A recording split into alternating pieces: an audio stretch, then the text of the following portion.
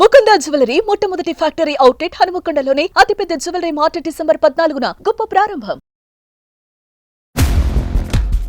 నేను పెట్టే ప్రతి రూపాయి ఖర్చు కానీ నేను ఎక్కడికి వెళ్తున్నానో, నా బ్యాంక్ స్టేట్మెంట్ ఏంటి, నా ట్రాన్సాక్షన్స్ ఏంటి, ఇవన్నీ తనకు తెలుసు. కానీ తన శాలరీ ఎంత నాకు తెలియదు, తన అకౌంట్ డీటెయిల్స్ నాకు తెలియదు. ఇది ఏమైనా అడిగితే రోజు గొడవలు అవుతున్నాయి ఇంట్లో, నీకెందుకని మాట్లాడుతుంది.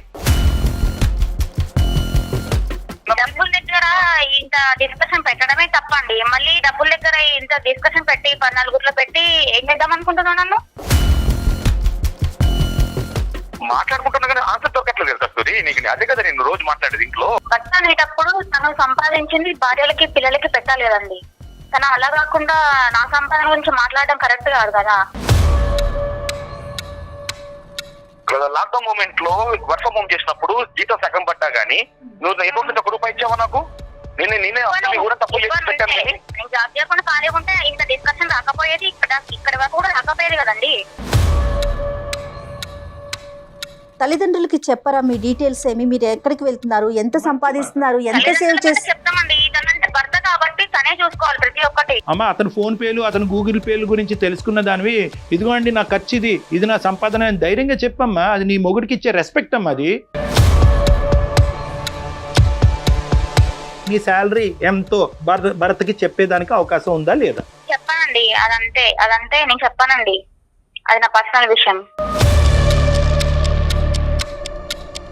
చెప్పకుండా ఇప్పుడు నా అకౌంట్ అన్ని చెక్ చేస్తావు కదా. నేనైతే చెప్పాను, నువ్వేమైనా అనుకో, నేనైతే చెప్పాను. ప్రశ్నకి కరెక్ట్గా సూటిగా సమాధానం చెప్పగలిగేటటువంటి దమ్ము ధైర్యం ఉంటే కనుక నువ్వు చెప్పు. నువ్వు చెప్పొద్దు. ఈ రోజు నుంచి నువ్వు చెప్పడం ఆపేసే, మీ ఆయన కూడా చెప్పడం ఆపేస్తాడు. ఓకేనా నీకు?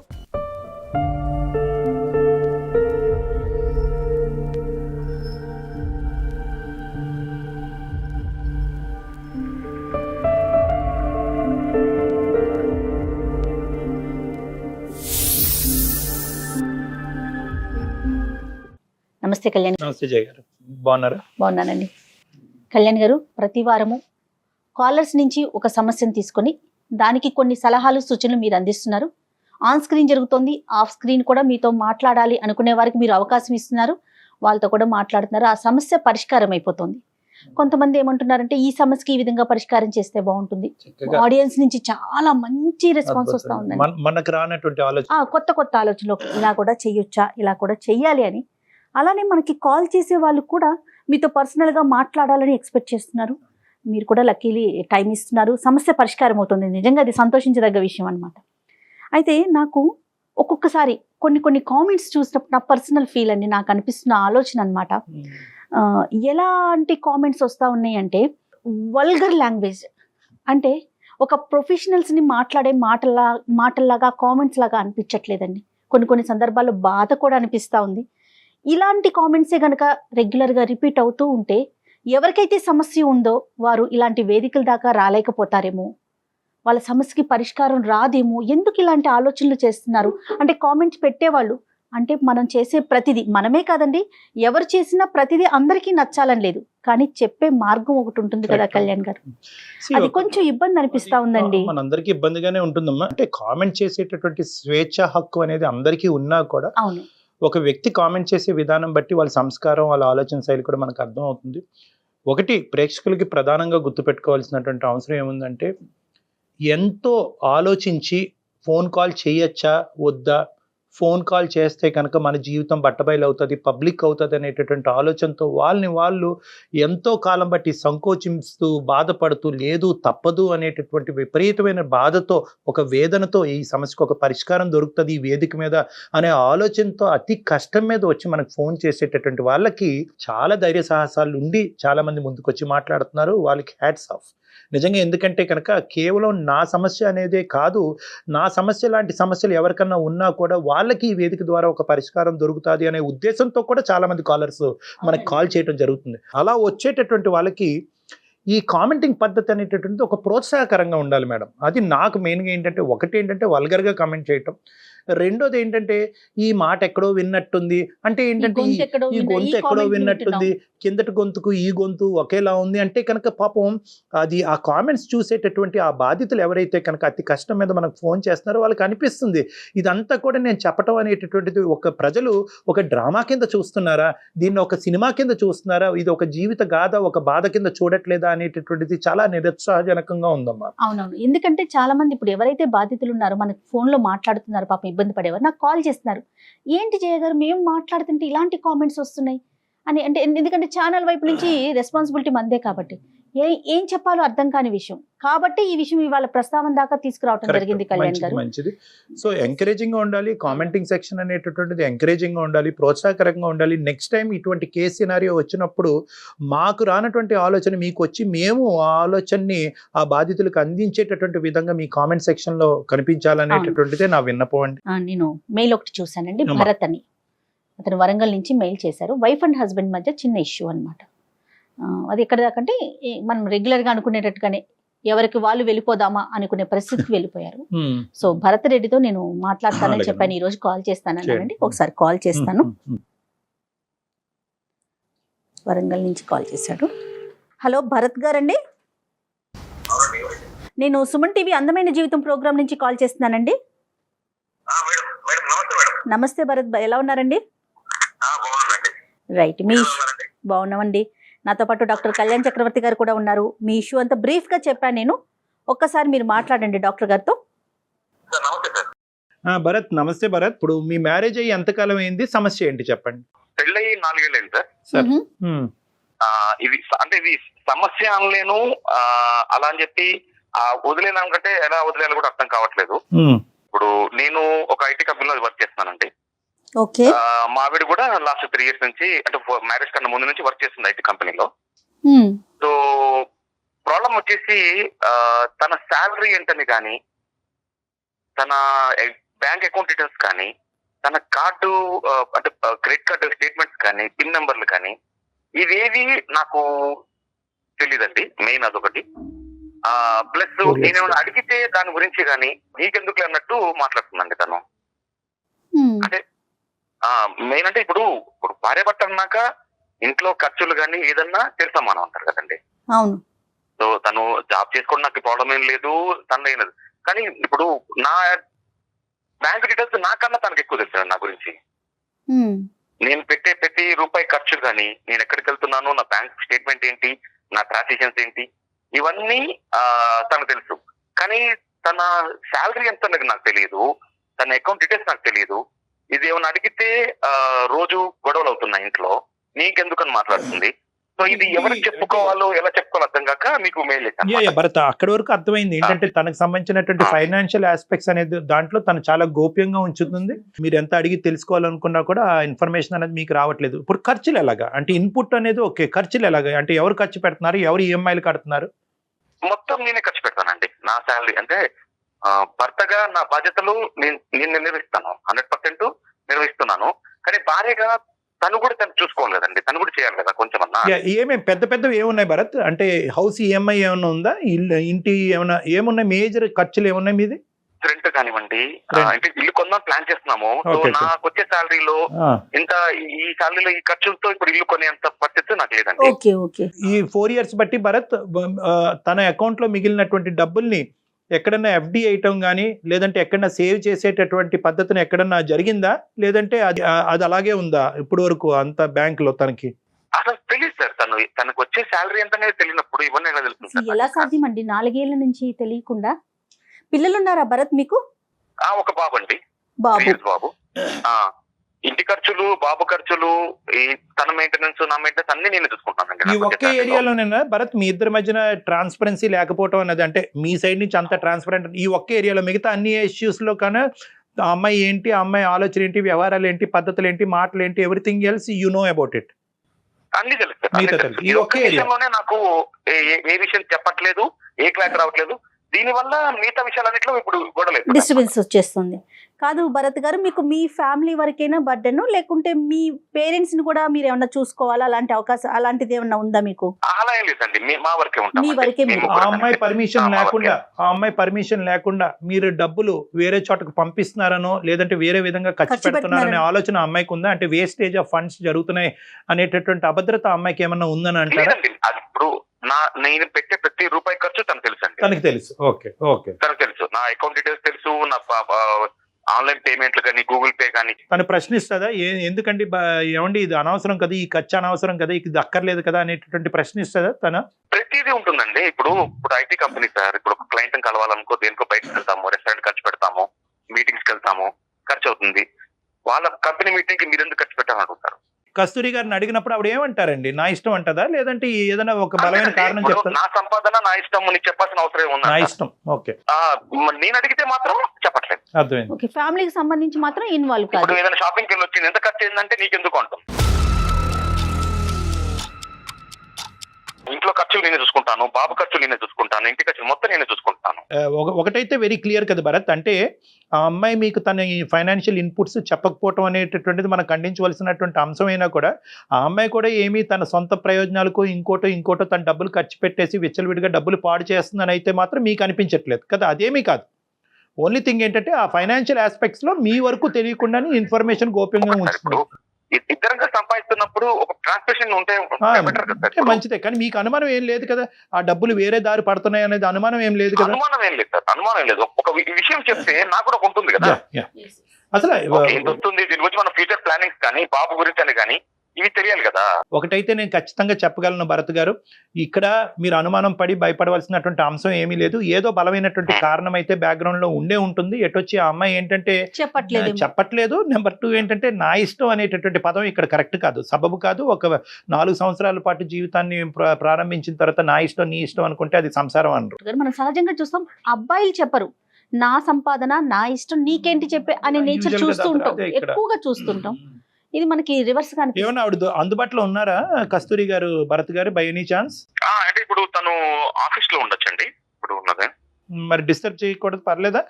మాట్లాడదామండి, ఇంకా కాల్ చేస్తాను. చేయండి విషయం చెప్పండి భరత్. ఓకేనండి, సరేనండి. రైట్ మేము హోల్డ్ లో ఉంటాము, ఒకసారి చూడండి. ఓకే ఇప్పుడే కలిసి. ఇనీషియల్ లెవెల్లోనే దీన్ని ఒక నెగిటివ్ గా మనం పొట్రే చేయటం అన్నది కరెక్ట్ కాదు మేడం. ఎందుకంటే బహుశా at the end of the day అమ్మాయికి ఇప్పుడు భరత్ గారు ఎలాగైతే వర్క్ హోమ్ అనేది ఉందో అమ్మాయికి వర్క్ హోమే. హలో ఎక్కడున్నావు? ఆఫీస్ లో ఉన్నా. ఒక 5 minutes మాట్లాడాలి, ఫ్రీ ఉన్నావా? లేదు, ఎందుకు? కొంచెం మాట్లాడేది ఉంది, దాని గురించి ఎందుకు చేస్తాను కాల్? లేదు, నాకు వర్క్ ఉంది ఇప్పుడు. నాకు వర్క్ ఉంది, తర్వాత మాట్లాడతా. ఒక్క 5 minutes అప్ప, వేరేం లేదు, ఒక 5 నిమిషాలు. ఓకే వెయిట్, నేను బయటకు వచ్చి మాట్లాడతా.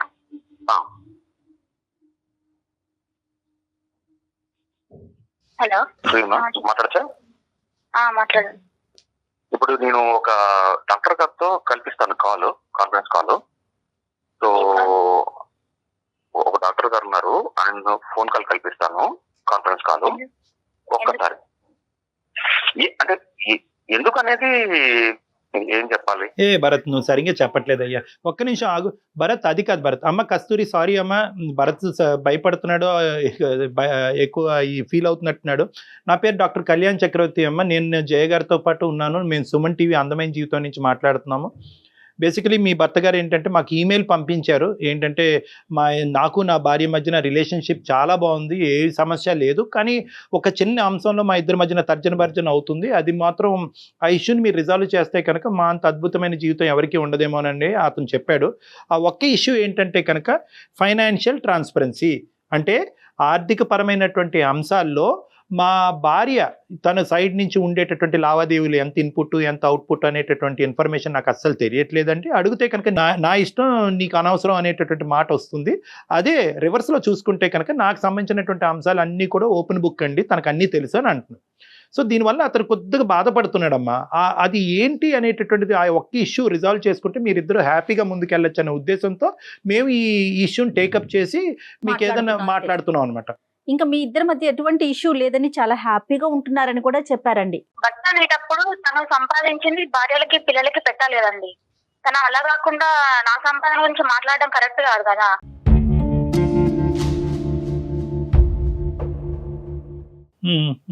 కాదు కస్తూరి, ఇప్పుడు నేను సంపాదిస్తున్నాను కరెక్టే, కానీ నువ్వు కూడా సంపాదిస్తున్నావు కదా. ఇప్పుడు ఇద్దరు సమానం ఖర్చు పెట్టాలి కదా. ఇద్దరు సంపాదిస్తున్నప్పుడు ఒక ఇంటికి ఇద్దరం కలిసి ఖర్చు పెట్టాలి కదా. అందుకని అవసరం వచ్చినప్పుడు నాకు ఏదైనా అవసరం వచ్చినప్పుడు పంపించడానికి అడగాలంటే నేను అడగలేను కదా. ఇప్పుడు అడగడం ఏముంది కస్తూరి, ఇప్పుడు నాకేమన్నా ఇప్పుడు ఇంట్లో అవసరం పడింది అనుకో, నీకు పని చేయాలంటే ఇంట్లో నాకు ఆకలిస్తుంది అనుకో, అన్నం పెట్టమని అడగట్లేదా? ప్రతిసారి మిమ్మల్ని అడుకోవాలంటే కష్టం అండి. నా సంపాదన నాకే ఉంది కాబట్టి నేను ఈ డిస్కషన్ కూడా నువ్వు పెట్టకూడదు అసలుకి ఇలా ఫోన్ చేసి. కాదు, తప్పుగా అనుకోకమ్మా. ఏదైనా ఒక ఇష్యూ రిజాల్వ్ చేద్దామన్న మంచి ఉద్దేశంతోనేనమ్మా మేము ముందుకు వచ్చింది. చాలా కొన్ని వేల కాల్స్ ఉంటే కనుక మీ సెలెక్ట్ చేసి భరత్తో మాట్లాడటం జరుగుతుంది. చెప్పమ్మా, ఫ్రీగా డిస్కస్ చేసుకోండి. మీ ఇంట్లో ఎలా మాట్లాడుకుంటారో అతను బేసికలీ ఒకటే కస్తూరి, కస్తూరి, ఇక్కడ two aspects. First aspect clear అయిన తర్వాత సెకండ్ ఆస్పెక్ట్ మాట్లాడుకుందాం. మొదటి అంశం ఏంటంటే సంపాదన గురించి, భార్య సంపాదన గురించి భర్తకి సంపాదన గురించి భార్యకి తెలియవలసినటువంటి అవసరం ఉందా లేదా, ఇది నెంబర్ 1. నెంబర్ 2 ఏంటంటే కనుక ఎవరు ఎంత కాంట్రిబ్యూట్ చేస్తారు, ఎవరు ఎంత ఖర్చు పెడతారు, దాని సంగతి తర్వాత మాట్లాడదాం. దాని తర్వాత సంగతి ఇక్కడ ఫస్ట్ ఆఫ్ ఆల్ ఏంటంటే ఖర్చులు, ఇన్పుట్, అవుట్పుట్. అసలు ఈ ఫస్ట్ ఫ్యాక్టర్ గురించి చెప్పడానికి నీకేంటి ఇబ్బంది? ట్రాన్స్పరెన్సీ ఎందుకు లేదు? అతని శాలరీ గురించి నీకు తెలిసినప్పుడు, అతని ఖర్చుల గురించి నీకు తెలిసినప్పుడు, ఏ ఖర్చు ఎంత పెడుతున్నాడు అనేది ప్రశ్నించేటటువంటి హక్కు నువ్వు తీసుకున్నప్పుడు నీ గురించి అతను తెలుసుకోవటంలో తప్పేంటి? ఫస్ట్ ఇది క్లియర్ చేయి నాకు. నీ ఫైనాన్షియల్ ఆస్పెక్ట్ గురించి భరత్ గారు తెలుసుకోవాల్సినటువంటి దాంట్లో ఎందుకు సంకోచిస్తున్నావు? Why are you not transparent? ఎందుకు చెప్పట్లేదు? అదొక్కటి చెప్పు. చెప్తే ఏమైనా ప్రాబ్లం వస్తుందనా? ప్రాబ్లం అంటే ఇప్పుడు అతను చేసుకున్నది ఎందుకండి? మమ్మల్ని చూసుకోవడానికే కదా సార్.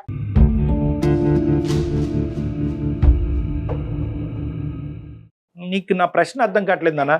ఇది మీరు చెప్పకపోవటానికి కారణం ఏంటి అంటున్నారు డాక్టర్ గారు. ఏదైనా రీజన్ ఉందా? బలమైన కారణం ఉందా? అంటే నా సంపాదన అనేది తనకు అనవసరం కదండి. అతని సంపాదన నీకు అనవసరం కదమ్మా కస్తూరి. నువ్వు అమాయకంగా మాట్లాడుతున్నావు, ఎలా మాట్లాడుతున్నావు నాకు అర్థం కావట్లేదు. కాదమ్మా కస్తూరి, ఇదివరకు రోజుల్లో మనం ఇంట్లోనే ఉండేవాళ్ళం ఆడవాళ్ళు. ఎప్పుడు మన అమ్మమ్మలు ఇంకా ఇప్పుడు అలా కాదు కదా. మగవారితో సమానంగా మనం బయటకు వస్తున్నాం, మనం కూడా సంపాదిస్తున్నాం కదా. ఇదివరకు రోజుల్లో ఆడవాళ్ళు ఇంట్లో ఉండేవాళ్ళు కాబట్టి భర్తే చూసుకోవాలి, కుటుంబాన్ని పోషించాలి అనేవారు. ఇప్పుడు ఆ రోజులు మారాయి కదా కస్తూరి. అమ్మ, నీ రూపాయి భరత్కి అక్కర్లేదు, నీ రూపాయి ఈ ఇంటిలో 10 కాపాడటం గురించి, పోషించడం గురించి అక్కర్లేదు. ఫస్ట్ ఆఫ్ ఆల్ నీ శాలరీ ఎంతో భరత్కి చెప్పేదానికి అవకాశం ఉందా లేదా? చెప్పానండి, అదంతే నేను చెప్పానండి. అది నా పర్సనల్ విషయం.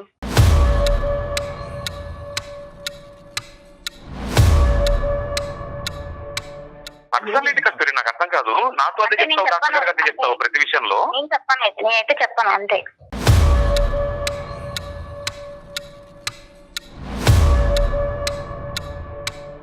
నేను ఎందుకు చెప్పాలి చెప్పు? అరే ఇప్పుడు చెప్పకుండా ఎందుకుంటా? ఇప్పుడు ఒక ఇద్దరు కలిసి ఉన్నప్పుడు అనుకుని ఒకళ్ళు అనుకున్నప్పుడు చెప్పకుండా ఇప్పుడు నా అకౌంట్స్ అన్ని చెక్ చేస్తావు కదా. నేనైతే చెప్పాను, నువ్వేమైనా అనుకో, నేనైతే చెప్పాను. కాదు నాన్న, కాదు నాన్న, ఇదంతా మొండిగా మాట్లాడుతుంది. You're not taking your life anywhere. అనవసరంగా శుభ్రంగా ఉండవలసినటువంటి జీవితాన్ని చేతులారా చెడగొట్టుకున్నట్టు అవుతుంది. అది పద్ధతి కాదు కస్తూరి. ఒక్కసారి నీ సెన్సిబిలిటీ యూజ్ చేసి మాట్లాడి, ఇమోషన్తో మాట్లాడద్దు. మేము కూడా ఈరోజు మీ కుటుంబ సభ్యులు లాంటి వాళ్ళమే, మేము బయట వ్యక్తులు కాదు. మీ మంచి కోరి మేము మాట్లాడుతున్నాం. ఇక్కడ ఒకే ఒక అంశం, నువ్వు చెప్పొద్దు. ఈ రోజు నుంచి నువ్వు చెప్పడం ఆపేసే, మీ ఆయన కూడా చెప్పడం ఆపేస్తాడు. ఓకేనా నీకు? మీ ఆయన కూడా చెప్పడం. డబ్బుల దగ్గర ఇంత డిస్కషన్ పెట్టడమే తప్పండి. మళ్ళీ డబ్బుల దగ్గర ఇంత డిస్కషన్ పెట్టి 14 పెట్టి ఏం చేద్దాం అనుకుంటున్నాను నన్ను? కాదు కస్తూరి, అసలు భార్యాభర్తలు అన్నాక దాపరికాలు ఏంటమ్మా కదా. అడిగినప్పుడు చెప్పట్లేదు. కాదు కస్తూరి, నేనైతే ఏమన్నా అనుకో, నేను బరాబర్ చెప్పను. నేను అలాంటి కస్తూరి, నాకు అర్థం కాదు. నేను అంతే అంట. ఇంట్లో ఉన్నప్పుడు వేరు, ఇప్పుడు ఇక్కడ తీసుకొచ్చినావు అంటే నేను ఎందుకు చెప్పాలి నీకు? అమ్మ, అతను నాకు ఫోన్ చేసినందుకు, నీ పర్మిషన్ లేకుండా ఈ సబ్జెక్ట్ ఇక్కడ తీసుకొచ్చినందుకు అతని తరపున నేను నీకు సారీ చెప్తున్నాను. కానీ ఇప్పుడు సబ్జెక్ట్ రిజాల్వ్ చేద్దాం. ఓకే, నీకు చెప్పకుండా ఇలా తీసుకురావటం కూడా ముందే చెప్పాలి. భరత్, నిన్న రాత్రి నువ్వు ఇలా ఫోన్ రావచ్చు, వాళ్ళ దగ్గర నుంచి రావచ్చు, అప్పుడు నేను నీకు ఫోన్ కలుపుతాను. అదే అందుగురించి నువ్వు అప్సెట్ అయ్యావని నాకు అర్థం అవుతున్నామా. అందుకే నువ్వు అంత మొండిగా వాదిస్తున్నావు అని చెప్తున్నాను. నేను ఏమంటున్నానంటే అతను ముందుగానే నిన్ను ప్రిపేర్ చేయవలసింది. ఓకే, ఇది పక్కన పెడదాం తల్లి. ఇప్పుడు ఏంటి, నీ డబ్బు ఒకప్పుడు ఆ పర్టికులర్స్ అన్నీ చెప్తే దాంట్లోంచి కాంట్రిబ్యూషన్ అడుగుతాడు అనే భయమా, లేదంటే నా చదువు, నా తల్లిదండ్రులు నన్ను చదివించారు, నా ఉద్యోగం, నా శాలరీ కాబట్టి దీంట్లో నీకెక్కడా కూడా నీకు పాత్ర లేదు అనేటటువంటి చెప్పేటటువంటి ఉద్దేశమా ఏంటిది? అంతే కదండి. నాకైతే నా తల్లిదండ్రులు నన్ను చదివించినారు కాబట్టి ఆ శాలరీ అని నాకే ఉంటుంది అంతే. నేను తనని మాత్రం 1 రూపాయి కూడా అడగను ఎప్పుడు. కానీ భార్య పెళ్లి చేసుకున్నందుకు భార్యకి పెట్టాల్సినది బాధ్యత తనదే ఉంటది. భార్యకి పిల్లలకి పెట్టాల్సిన బాధ్యత తనదే. పెట్టాల్సిన కాబట్టి బాధ్యత నేను ఉంటుంది. మాత్రం దాపరికాలు ఉండకూడదు కదా కస్తూరి, మీరు అది ఆలోచించట్లేదు. భర్తే దాపరికం అంటే చూసుకోవాలి. నాకు నచ్చని విషయం ఏంటంటే Let it అది డబ్బుల గురించి మాత్రం నిన్న ఎప్పుడు అడగకూడదండి. భార్యని చూసుకోవాల్సిన తనే కాబట్టి తనే పెట్టాలి అంతే అండి. నేనైతే ఎప్పుడు ఈ టాపిక్ మాత్రం ఎప్పుడు డిస్కషన్ చేయొద్దు అనుకున్నా, మళ్ళీ ఇక్కడ దాకా తీసుకొచ్చింది ఇది.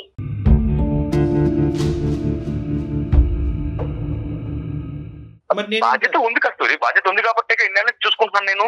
కానీ నీ బాధ్యత కూడా ఉంటుంది కదా నాకు వేరు, ఇప్పుడు చెప్పడానికి. తీసుకొచ్చింది వేరు. ఈ టాపిక్ ని ఇక్కడే ఇంతకు ముందే మాట్లాడుకున్నాం కదా, అయిపోయింది. మళ్ళీ ఇక్కడ దాకా తీసుకొచ్చినా అంటే నేను ఏమన్నా నేను మాట్లాడుకుంటున్నా కానీ ఆన్సర్ దొరకట్లేదు కదా కస్తూరి. నీకు అదే కదా నేను రోజు మాట్లాడేది ఇంట్లో. ఫ్యూచర్ లో నేను ఏమన్నా నాకు ఏమైనా కావాల్సి వచ్చినా నేను కొనుక్కోగలను నా డబ్బులతో. నిన్ను అడగంటే ప్రతిదానికి నేను అడగలేను కదా. మీరు బ్యాచిలర్స్ కాదు కదమ్మా కస్తూరి. నీకేం తక్కువ చేశానని? ప్రతి ఒక్కటి నేను అడగాలంటే అన్ని తక్కువ చేసావు నువ్వు. నాకు తను తక్కువ వినిపించుకోవట్లేదు. అన్ని తక్కువ చేసావు అంతే, ఏం లేదు. నా సంపాదన నాకు ఉండాలి, నా సేఫ్టీ నాకు ఉండాలి అంతే. కాదు కస్తూరి, ఒక విషయము పోయిన లాక్డౌన్ మూమెంట్ లో వర్క్ ఫ్రమ్ హోమ్ చేసినప్పుడు జీతం సగం పడ్డా గానీ నువ్వు ఎటువంటి 1 రూపాయి ఇచ్చావా నాకు? నేనే కూడా తప్పు చేసి పెట్టాను కానీ ఇచ్చావా నాకు? ఇచ్చావా అని క్వశ్చన్ మార్క్ అడగడం వేస్ట్. భరత్, ఇవ్వటం మాట చాలా దూరం విషయం అయ్యా. నువ్వు ఇవ్వటం గురించి వదిలేసే. చెప్పాలి కదా. ఇవ్వటం అమ్మాయి కాంట్రిబ్యూట్ చేయాలని అనుకోవట్లేదు క్లియర్ కట్గా. అట్లీస్ట్ ఏంటంటే ఇది నేను అమ్మాయికి ఏం అర్థం అయ్యేటట్టు ట్రై చేస్తున్నానంటే, ఇది ఒక సెల్ఫ్ రెస్పెక్ట్ సంబంధించినటువంటి ఒక అంశం. అంటే భర్త యొక్క శాలరీ తెలుసుకున్నటువంటి భార్య, నా శాలరీ చెప్పటం నీకు అనవసరం, నా ఫైనాన్షియల్ ఆస్పెక్ట్ నీకు అనవసరం అంటే కనుక ఇది ఒక గౌరవానికి సంబంధించినటువంటి అంశం. ఓకే, దాని వెనకతలో ఒక బలమైనటువంటి కారణం ఉందనుకోండి. చాలామంది భార్యలు నా దగ్గరికి వస్తూ ఉంటారు, ఏమో చెప్పొచ్చు కదా మీ ఆయనకంటే. ఎందుకు సార్, రేపటి నుంచి నన్ను హింస పెడతాడు, బాధ పెడతాడు, మందు బాటలు కొనుక్కొని వచ్చి ప్యాకెట్ ఆడి తందనాలు ఆడతాడు సార్, అందుగురించి నాకు ఏమీ రాలేదు, నేనేం చేయట్లేదు, లేదంటే వచ్చిన డబ్బులు ఎక్కడో తాకట్టు పెట్టానని చెప్తే కనుక పోతుంది కాబట్టి నేను చెప్పనండి అంటారు. సో ఇక్కడ కూడా మేము ఏమంటున్నామంటే, మీ భర్తకి ఎటువంటి అలవాట్లు లేవు, మీ భర్త ఏమి ఇప్పుడు నీ జుట్టు పట్టుకునో నిన్ను థ్రెట్ చేసో నీ డబ్బులు ఇక్కడ కాంట్రిబ్యూట్ చేయాలనేటటువంటి అంశం గురించి అతను ప్రస్తావించట్లేదు. మాకు ఫోన్ చేసినప్పుడు కానీ మా ఈమెయిల్లో కానీ ఎంత ఖర్చు అంతా నేను ఖర్చు పెడతానని అన్నాడే కానీ నా భార్య కాంట్రిబ్యూట్ చేస్తే బాగుంటుంది అనేటటువంటి సబ్జెక్ట్ అందులో లేదు. మెయిన్ ఏమన్నాడంటే ఎందుకు ఈ దాపరికం నన్ను అడిగే వాళ్ళు కాదు కదా. నేను జాబ్ చేయకుండా ఖాళీగా ఉంటే ఇంత డిస్కషన్ రాకపోయేది, ఇక్కడ వరకు కూడా రాకపోయేది కదండి.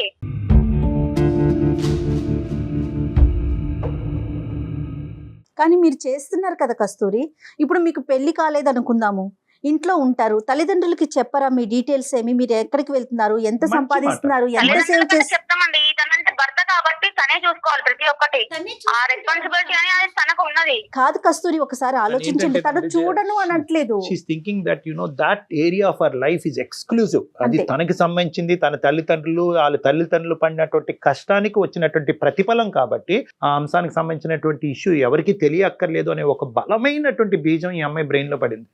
అది మరి వాళ్ళ తల్లిదండ్రులు చెప్పినటువంటిది. ఏమో ఇలా చెప్పొద్దు, మొగుడికి చెప్పవలసినటువంటి అవసరం లేదు అన్నది నీ ఆలోచన, లేదంటే మీ తల్లిదండ్రులు, లేదంటే ఎవరన్నా? ఎవరు చెప్పలేదండి, అది నా ఆలోచన. నేనైతే ఆ డబ్బుల గురించి ఇంత డిస్కషన్ పెట్టడం కూడా అవసరం.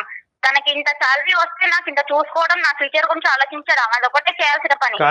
నా డబ్బుల గురించి డిస్కషన్ పెడుతుందంటే స్టార్టింగ్ నుంచి నాకు అసలు నచ్చట్లేదండి ఈ విషయం మాత్రం. అసలు ఓ నీకు నచ్చట్లేదమ్మా, అదే అర్థమవుతుంది. అది ఒక్క సబ్జెక్ట్ బాగా అర్థమవుతుంది. నీకు నచ్చట్లేదు, ఫోన్ కాల్ ఇలా రావటం నచ్చట్లేదు, నా డబ్బుల గురించి మాట్లాడటం నచ్చట్లేదు, నేను ఖర్చు పెట్టను అనే అంశం పబ్లిక్ చేయటం అన్నది నచ్చట్లేదు. నీకు నచ్చినటువంటి అంశాలే చెప్తున్నావు కానీ ఎందుకు నచ్చట్లేదు అన్నది చెప్పట్లేదు. మీరు ఇప్పుడు ఇదే సబ్జెక్టు మీ అమ్మ నాన్న కూడా ఇక్కడ మా ఎదురు బదురే ఉన్నారని అనుకోండి, అమ్మ నాన్న ఎదుర్కొంటే చెప్తాం. ఏమమ్మా రెస్పాన్సిబిలిటీ కదండి, బాధ్యత చేసుకున్న వాళ్ళే చూసుకోవాలనేది బాధ్యత. మళ్ళీ రిటర్న్ మమ్మల్ని అడగాలంటే ఆడపిల్లల్ని అడగడం అవసరం అసలు కరెక్ట్ కాదు కదండి. అది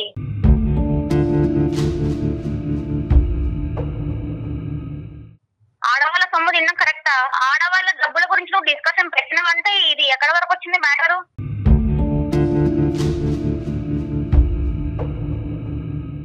నానా భరత్, మీ Sure, మీ ఆవిడ వ్యవహారం వెనక నుంచి ముందుకైనా ముందు నుంచి వెనకైనా ఒకే సబ్జెక్ట్ వస్తుంది. ఆవిడ దగ్గర నుంచి ఇంకో రెస్పాన్స్ రావట్లేదు. ఏంటంటే కనుక సింపుల్ ఒకటే లైను.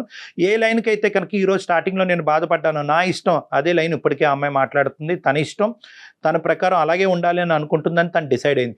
ఇక్కడ నేను నీకు చెప్పేది ఏంటంటే ఎప్పుడైనా కూడా ఈ ఇష్యూ వాళ్ళ పేరెంట్స్ వరకు తీసుకెళ్లారా? లేదు సార్, ఇది ఇంటి వరకే ఉందండి. Bharat, okay okay, I know your broad mindedness, మీ సెన్సిటివిటీస్ని అర్థం చేసుకుని మీరు ముందుకు వెళ్తున్నారు. ఇప్పుడు మనకు కావాల్సింది ఏంటంటే ఈవిడ దగ్గర నుంచి ఒక సమాధానం రాబట్టాలి అనే ఆలోచన మీకు ఉంటే కనుక బహుశా అది వాళ్ళ తల్లిదండ్రులతో డిస్కస్ చేయండి. ఓకే, అది ఆప్షన్ ఏ. ఓకేనండి. ఆప్షన్ బి ఏంటంటే లేదు, వాళ్ళ తల్లిదండ్రులకి చెప్పటం వల్ల ఇది చిలికి గాలివాన్లాగా అవుతుంది, ఈ ఒక్క ఏరియాలోనే మా ప్రాబ్లమ్స్ కాదు, ఇప్పుడు మొత్తం ఏరియాస్లో అన్ని ప్రాబ్లమ్స్ వస్తాయి, డాక్టర్ గారు మీ సలహా కరెక్ట్ కాదు అని మీకు అనిపిస్తే కనుక ఈ సబ్జెక్ట్ ఇక్కడితో మర్చిపోండి. అంతకంటే ఏమీ లేదు. ఏంటంటే ఈ ఒక్క ఏరియా అన్నోన్ ఫ్యాక్టర్ కింద నాకు ఉండిపోయింది, మిగతా ఫ్యాక్టర్స్ అన్నిటిలో నాకు అంత క్లారిటీ ఉంది. నా వైఫ్ కరెక్ట్, బాబును కరెక్ట్గా చూసుకుంటుంది, ఇంటిల్లు 10 వ్యవహారాలు కరెక్ట్గా చూసుకుంటుంది, విచ్చలవిడిగా ఖర్చులు అయితే లేవు. సో ప్రతి రూపాయి ఆ అమ్మాయి సంపాదించే దాంట్లో ఒక పావులా ఖర్చు పెట్టినా కూడా ఒక 75 పైసలు అయితే కనుక బ్యాంక్ అకౌంట్లోనే ఉంటున్నాయి. కాబట్టి అవి సేవింగ్స్ అనుకుని ఆ సబ్జెక్ట్ గురించి ఆ అమ్మాయిని పదే అడగకుండా అక్కడి నుంచి సమాధానం కూడా రాదు. కాబట్టి ఇలా కాంప్రమైజ్ అవ్వండి అని నేను చెప్తున్నాను. రెండిట్లో ఈ రెండే ఆప్షన్స్. ఒకటి ఏంటంటే ఆ ఇన్పుట్ అన్నది నాకు రాదు, అది క్లోజ్డ్ డోరు, అక్కడి నుంచి ఇన్పుట్ రావాలి అని అనుకున్నప్పుడల్లా ఆ అమ్మాయి ఒత్తిడి మీద పెట్టినప్పుడల్లా ఈ అమ్మాయి ఇలా మొండిగా మాట్లాడినప్పుడల్లా మీ ఇద్దరి మధ్యన ఒక గొడవ కాస్త 10 గొడవల కింద మాట్లాడడానికి అవకాశం ఉంది. ఇది ఒక ప్రాబ్లము. సో ఆ ఏరియా మూసేసి ఆ 75 పైసలు బ్యాంకులోనే ఉండి అది రూపాయి పెరిగి పెద్ద అయినప్పుడు ఆ సేవింగ్ కాస్త ఎప్పటికైనా కూడా మీ కుటుంబానికి మీ కొడుకే కాబట్టి అది ఎప్పుడో ఉపయోగపడుతుంది అన్నట్టు ఆ ఏరియాలో మీరు కళ్ళు మూసుకుని ఉండటం అనేది ఒక కాంప్రమైజ్. లేదు, ఈ ఒక్క విషయం తెలియకపోతే నాకు నిద్ర పట్టట్లేదు, నా ఊపిరి సలపట్లేదు, నేను ఉక్కిరి బిక్కిరి అవుతున్నాను అనుకుంటే కనుక ఇంకో దారి ఏంటంటే పేరెంట్స్తో పాటు కూర్చుని ఒక సంప్రదింపుకి వచ్చి ఒక ఆలోచన. అదేంటంటే ఇటువంటి వాళ్ళతో అంటే మీ వైఫ్ వాళ్ళ లాంటి వాళ్ళతో కస్తూరి కదా, కస్తూరి లాంటి వాళ్ళతో ఏంటంటే ఇదిగో ఇప్పుడు ఇదే ప్రాబ్లం. ఇష్యూ ఎప్పుడైతే కనుక మీ ఇద్దరి మధ్యన ఉంటుందో అది చిన్నగా ఉంటుంది, వాళ్ళు మారరు, మనం వేరే వాళ్ళు సంప్రదిస్తే కనుక అది ఇంకా పెద్ద తప్పుగా అయ్యి ఇంత కాస్త తప్పు కాస్తే ఇంత తప్పు అవుతుంది. సో అప్పుడు ఏమవుతుందంటే మనస్పర్ధలు వస్తాయి. ప్రైవేట్ ఇష్యూ పబ్లిక్ చేసో అనవసరంగా మా అమ్మ నాన్న కళ్ళల్లో నన్ను డబ్బులు కూడా నేను ఏమైనా వృధా ఖర్చులు కానీ వేస్ట్ ఖర్చులు కానీ ఏం చేయట్లేదు కదండి. మరి చెయ్యనప్పుడు ఒక మాట చెప్తే అయిపోతుంది కదా కస్తూరి. అమ్మ అతను ఫోన్ పేలు అతను గూగుల్ పేలు గురించి తెలుసుకున్న దానివి, ఇదిగోండి నా ఖర్చు ఇది నా సంపాదన అని ధైర్యంగా చెప్పమ్మా. అది నీ మొగుడికి ఇచ్చే రెస్పెక్ట్ అమ్మా, అది నీ మొగుడికి ఇచ్చే రెస్పెక్ట్, అది గౌరవం, అది మర్యాద. అది రెస్పెక్ట్ కూడా పోగొట్టుకున్నాను. అంటే ఊరికే నా మనీ గురించి డిస్కషన్ చేస్తుంటాడు ప్రతిసారి కూడా. మీరు చెప్పట్లేదు కాబట్టి డిస్కషన్ చేస్తున్నారేమో, అటువైపు నుంచి ఆలోచించండి. ఒకటి కస్తూరి జాగ్రత్తగా గుర్తుపెట్టుకో, సమాధానం కరెక్ట్ లేకపోతే 10 ప్రశ్నలు వస్తాయి. ప్రశ్నకి కరెక్ట్ గా సూటిగా సమాధానం చెప్పగలిగేటటువంటి దమ్ము ధైర్యం ఉంటే కనుక నువ్వు చెప్పు, ఇది transparent, this is an open book అని నువ్వు చెప్పు. మీ ఆయన నీకు ఎలా అయితే చెప్తున్నాడో అలా చెప్తా. నేను కూడా అంతే అంటున్నాండి, నా భవిష్యత్తుకి నా పిల్లల భవిష్యత్తుకి నేను చూసుకుంటున్నాను. నా పర్సనల్ మనీ అనేది నాకు అంతే, అది నా భవిష్యత్తులో నా పిల్లలకి నాకు సమస్య కాబట్టి నేను అలా అనుకుంటున్నానండి. నీకు ట్రైనింగ్ చేయడం చాలా కష్టం, కానీ నా మాట విను. మీ ఆయన నేను ఏదైతే చెప్పాను అదే. అమ్మా ఇంత మాట్లాడినటువంటి భరత్ ఒక్క మాట అంటే కనుక నువ్వు ఎక్కడ పోతావో ఆలోచించు. ఒక్క మాట అనలేదు, ఈ రోజు నుంచి నా ట్రాన్సాక్షన్స్ గురించి కూడా నీకు చెప్పను, ఈ రోజు నా డబ్బులకి నీ డబ్బులు నువ్వు ఎలా ఖర్చు పెట్టుకుంటున్నావు, నా డబ్బులకి నేను ఖర్చు పెట్టుకుంటాను, ఇంటి అద్దె ఎవడు కట్టుకుంటాడు చూసుకుందాం అని ఒక్క మాట అంటే కనుక ఏమవుతుంది చెప్పు. నీ ప్రశ్నకి ఇంత మాట్లాడగలవా నువ్వు? ఆయన బాధ్యత అంటుంది, ఇంత మాట్లాడగలవా? బాధ్యత ఏంటమ్మా? బాధ్యత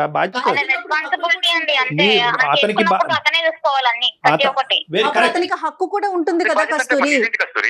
అతను బాధ్యత తీసుకుంటున్నాడు కాబట్టి.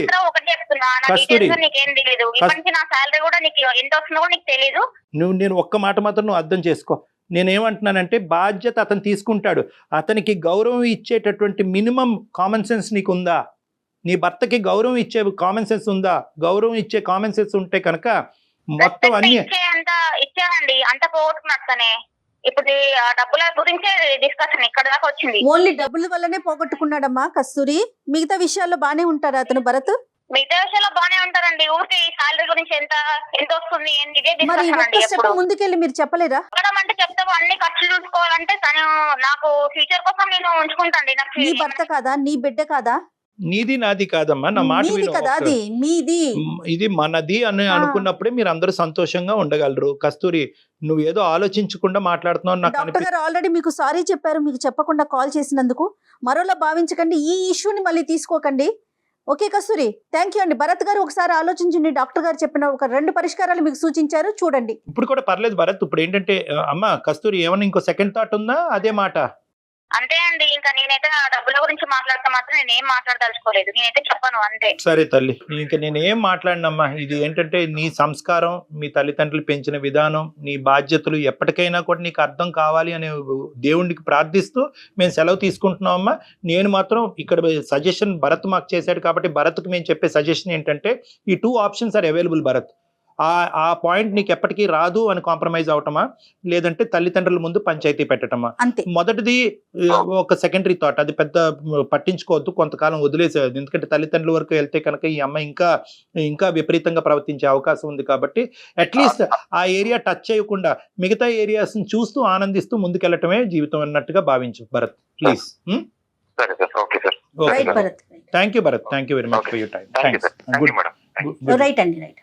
ఇప్పటి వరకు ఇన్ని కాల్స్ మాట్లాడాం మనం కళ్యాణ్ గారు. ఎక్కడికో చోట ఏదో ఒక పాయింట్ లో కాంప్రమైజ్ చేయగలిగాం.